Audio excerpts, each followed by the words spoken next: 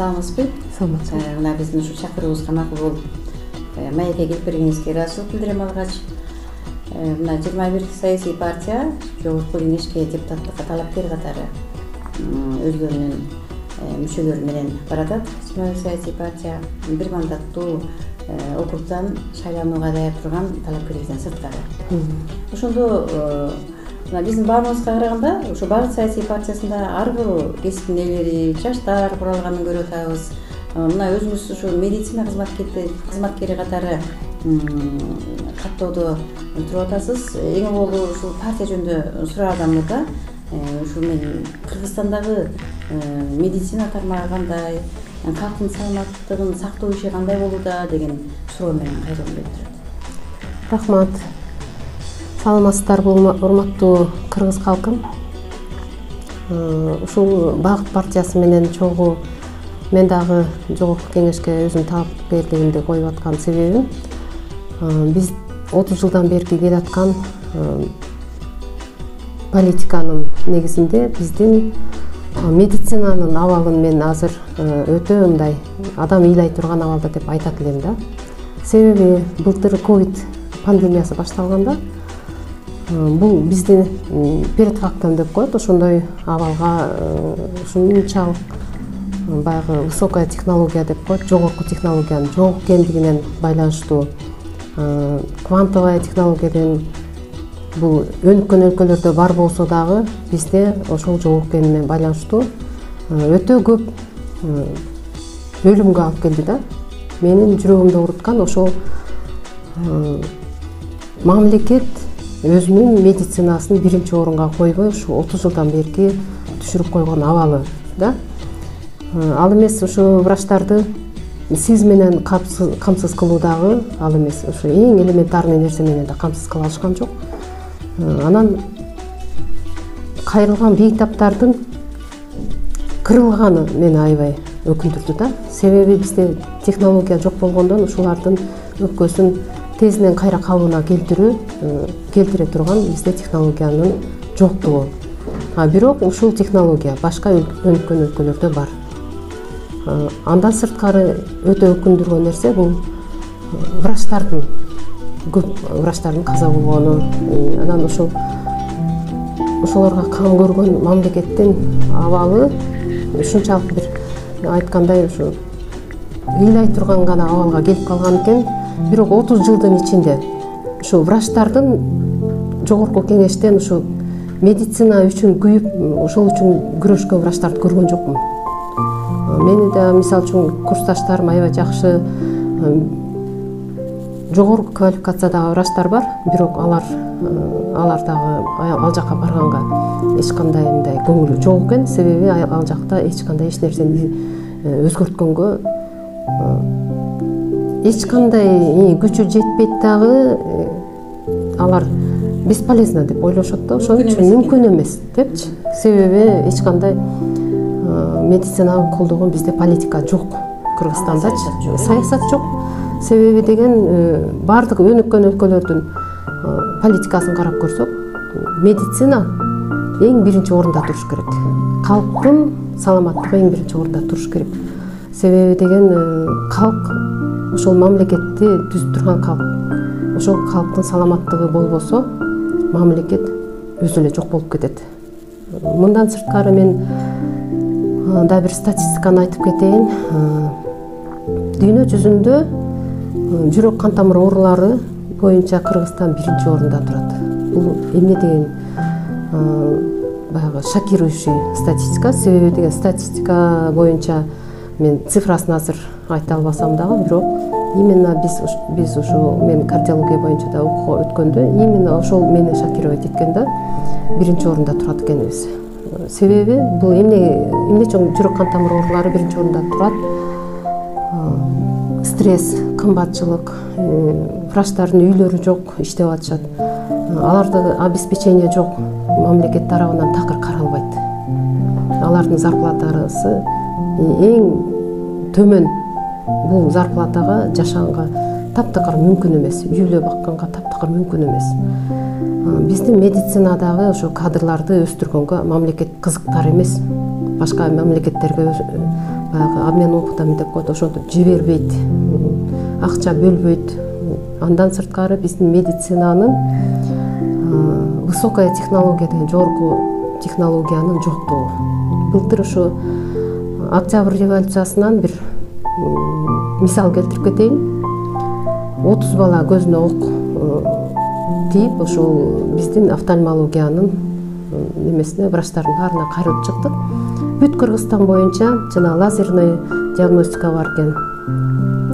Андан сырткары башка болгон диагностикасындагы, болгон лечениясында карасак, бүт бардыгы эски технология менен иштейт экен. Ошонун аркасы менен эле биздин жана буттары талкаланып кеткен балдардын бардыгы эми азыр чет мамлекетке барып операцияларды кылганга муктаж болуп жатышат, аргасыз болуп атышат. Мунун бардыгы биздин элдин чөнтөгүнө өтө кымбатка турат. Ошентип анан инвалид боюнча калп, ошо боюнча бир мизер болгон акчага. Ошол суммага каражаты жок, аргасынан каражаты жок. Аны 35 миң, 70 миң долларга чейин экен. Аны кайдан табат? Үйлөрүн сатып атышат. Эмне деген расход болуп атышат. Мындан сырткары бизде 30 жылдын ичинде 1 жашка чейинки детская смертность балдардын өлүмү 50 миң бала чарчап калыптыр. 1 жашка чыкпайчы. Ошону эне деген, эмне деген азап менен көтөрөт, 9 ай көтөрөт. Ошонун багы баласын күтөт. Ошондой максат менен төрөгөн баласы 1 жашка чейин чыкпай, целое поколение вымерло да. 50 миң бала 30 жылдын ичинде. Бизде медицинада көйгөй өтө эле көп. Энелердин өлүмү аябай көбөйбөсө азайып аткан жери жок. Цирроз печени деп на каждом шагу эле почти акча сурап ыйлагандар. Аны Индиядан операция кылат экен, элдин баары билет уже. Эң арзан операция 30 миң доллардан кем эмес. Ошол эле операциялар биздин Кыргызстанда кылса болот, бирок мыйзам ага жол бербейт экен. Башка жагын карайт экен, себеби органдарды сатып антип метет деп мыйзам ошого чыгарып бергенге жогорку кеңеште ошол каралбаптыр да. Биздин бир жагынан утуп атканы менен мыйзам жагынан бирөөлөрдүн орган саттырбаганга жолун алдын алып атканы менен биздин ошо цирроз печени деген именно боордун чарымга айланышы боюнча 600 миң киши официально учетто турат экен. Бул эмне деген Кыргызстанда официально учетто турганы. Бизде ошонун баардыгын алдын алса болот эле да. Бизде ковид дей берип, ушу ковидтен башка инфекция калбай калгандай да. Мен 10 жыл ВИЧ туберкулез менен иштегем да. Азыр туберкулез дагы, ВИЧ дагы аябай эле өсүп атат. Себеби элдин иммунитети аябай начар. Анан ошол эчтекени эске албай эле буларга вакцинацияны кайра кыла берген аябай мындай баягы кошумство да. Мисалы үчүн ковид менен ооруган адамга иммунитет пайда болгондон кийин кайра вакцина кылганга болбойт. Бирок программада ошо врачтардын немесин баягы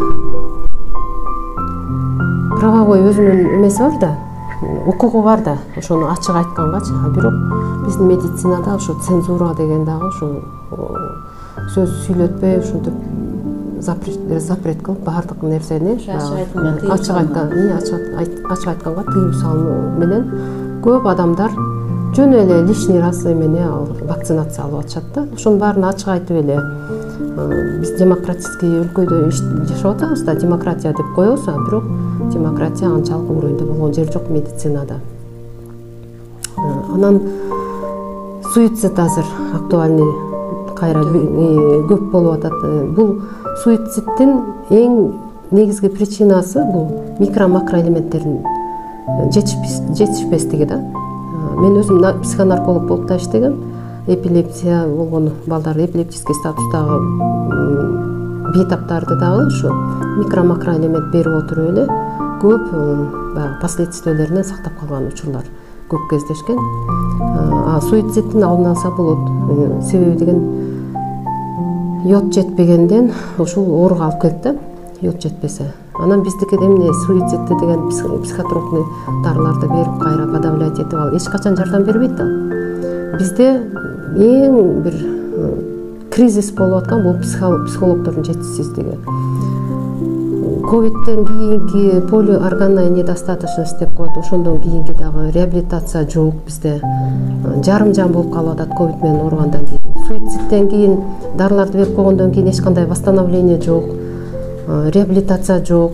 Психологдор булар менен иштебейт. Мисалы үчүн өткөндөгү эле 4 саат жанагы жерде канча этаж эмеде жана новостройкада турган бала ошол жерге психолог алып келсе болот эле да. Эмне үчүн психологду алып келе албайт ошол жерге? 4 саат ошол жерде отуруп баланы өлтүргөнгө бардыгы күнөөлүү да ошогочу. Анан бизде деген семейный медицинада полностью реформа кылыш керек. Себеби институт психология деген институт ачыш керек Кыргызстангачы. Себеби азыр бардык кымбатчылык дагы, кризистер дагы, могу сотка менен иштеп аткан мына бул балдардын баардын мээсинин состояниясынын баары ошо психологдорго ушунчалык нуждаться этет да. Анан оорунун алдын алуу бизде таптакыр бул западный медицинага таптакыр бир жактуу болуп көз караш менен ушинтип карай берген аябай туура эмес да. Бизде 5000 жылдан берки келаткан Кытай медицинасы деген бар. Башка альтернативный медициналар бар, народный медицина деген бар. Ошолордун баарын колдонуп биз альтернативный медицинаны дагы медицинаны биздин медакадемиянын программасына киргизиш керек. Бул Минздравдын гана ичине реформа эмес, бул медицинанын академиянын өзүнүн окуу программасына дагы реформа киргизиш керек да. Себеби биздин семейная медицина оорунун алдын алып гана тим болбостон ошол мен эмнеге баратам? Буну менин бизнесим жок, мисалы үчүн. Мен корко турган бизнес жок, мен корккон кресло жок.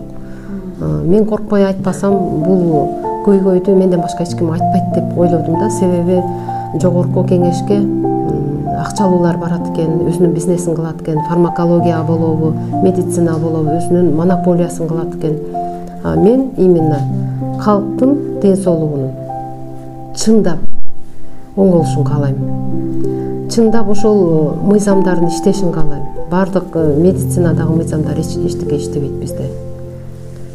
Ошол анан жакшы. Эми сиз ушул жогорку кеңешке эгерде бир буйрук болуп, депутат болуп калсаңыз, анда сиз азыр баягыдан бери айтып аткан аткарылбай аткан медицина чөйрөсүндөгү бир олуттуу мыйзамдарды алып чыгайын деген бир ушундай ой пикирде болуп атсаңыз керек.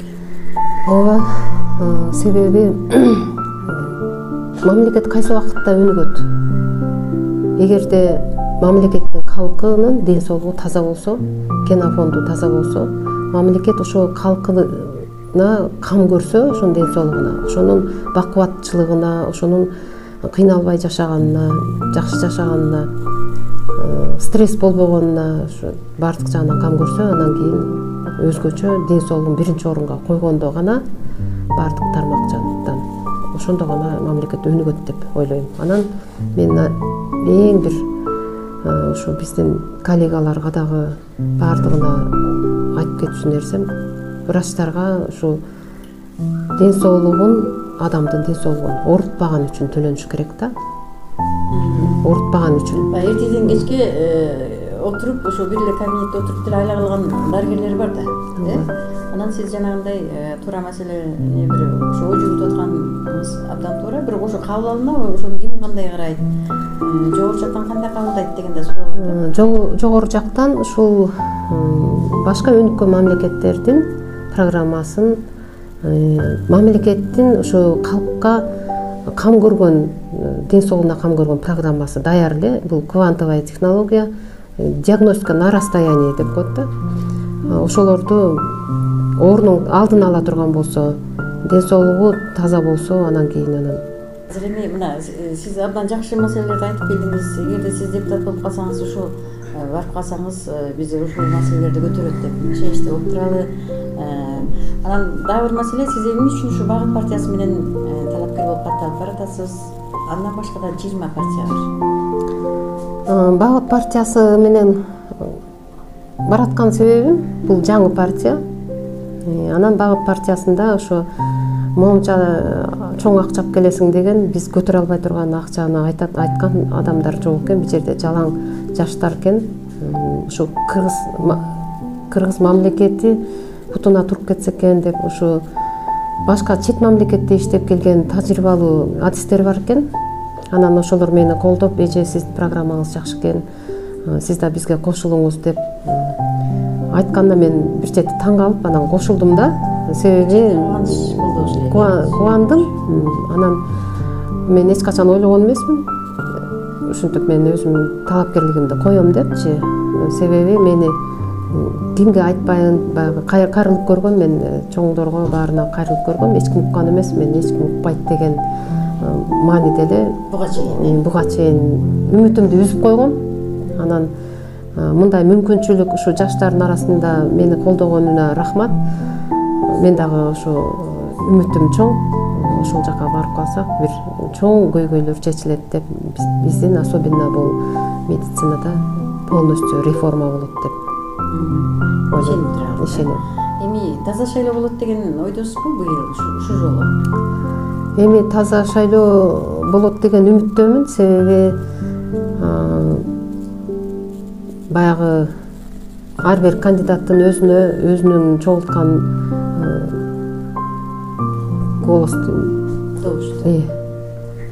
өзүн чогулткан добушуна карата болуп атпайбы? Ошон үчүн эми мен мисалы үчүн өзүмдүн тааныш баардыгына айтып, менин программам жаккан адамдар колдойт деп ойлойм. Себеби бул менин эле проблемам эмес, бул бүт Кыргызстандын элинин проблемасы, колдойт деп ойлойм да. Эми ушул мына сөзүбүздүн жыйынтыгына келчү да мезгил келди. Сиз ошол мэрге микрофон берели, шайлоочуларга карата, талапкерлерге, атаандаш чыккан партияга карата, партияларга дагы кайрылууңуз болсо айтсаңыз болот. Ооба, мен ушу кайрылгым келип жүргөн. Ушул партиялар 21 партия бар атат, Анан ушу 21 партияда мен бардык адамдарды баягы жемкорлор, анан тиги бу деп айтылып атпайбы? Каршы элем да, себеби бардыгы профессионалдар бар атат. Ошо элди кызыкчылыгы үчүн мурда кийин жаңылган болсо да, эми болсо да жакшы өзүнүн салымдарын кошоюн деп баратышат деген ойдомун да. Ошон үчүн биз бардыгыбыз бири-бирибизге мындай жаман сөз айтпай, ушу Кыргызстанды оңдосок, эгер ким барса дагы. Анан эгер баягы жеңилип калгандар болсо, ошо жеңилгенди дагы кабыл ала билишибиз керек. Ынтымакка чакырат элем да бардыгынчы, бардыгын. Мен сыйлайм бардыгын. Анан ошолордун бардыгы эгер Кыргызстанды дагы бир жолу оңдойбуз деп мурда тажрыйбалуулар, тажрыйбасы жоктордун баарды абдан жакшы болмок да, Кыргызстан оңолсо.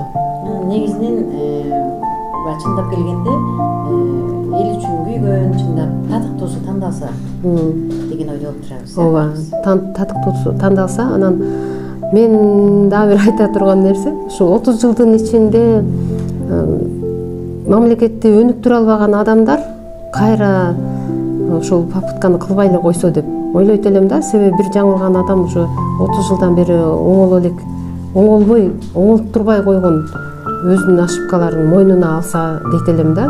Жанагы жакшы эле авторитетный адамдар жөнүндө айтып атам да, аттарын айтпай эле коеюн. Мойнуна алып эле ушу жаштарга мүмкүнчүлүк бериш керек да, кечке эле басып жата бербеш керек. Жаңы муунга мүмкүнчүлүк бериш керек. Жаңы партияларга, жаңы